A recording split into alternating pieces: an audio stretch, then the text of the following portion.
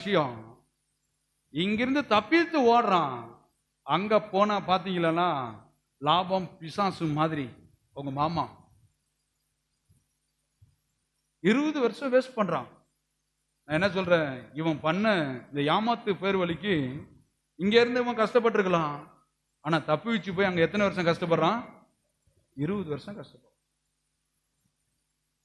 இந்த பொண்ணுக்கு ஒரு 7 வருஷம், அந்த பொண்ணுக்கு 7 வருஷம். அவங்க மாமா கிட்ட அதுக்கு முன்னாடி ஒரு 3 வருஷம், 20 வருஷம் வேஸ்ட் பண்ண.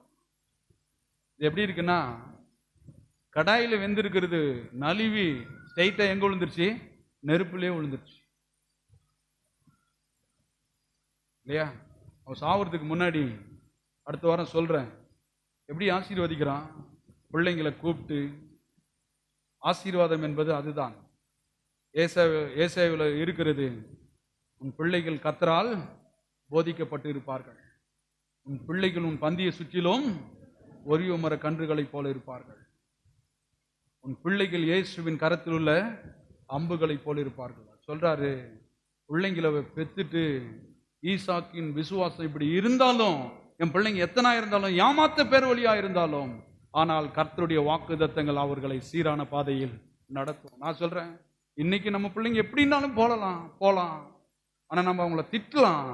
ஆனால் யாக்கோபு சொல்றான், பிள்ளைகளை ஆசீர்வதிப்பதே கர்த்தருக்கு பிரியம். அதான் சொல்றேன், திட்டியவர்களை சரி பண்ண முடியாது. சரியில்லாத ஆளுங்களை கூட இருக்கட்டும், 2 பேரும் ஏமாத்த பேரே ஒழிங்க தான். அவன் ஒருத்தன் பட்டை எடுத்த வெற்றுவன் தான். ஆனாலும் கர்த்தருடைய வார்த்தையை ஈசாக்க சொல்றான், விசுவாசத்தோடு என் பிள்ளைங்க இப்படி இருக்க மாட்டாங்க, யாக்கோபா இருக்க மாட்டாங்க, இஸ்ரவேலா இருப்பார்கள்.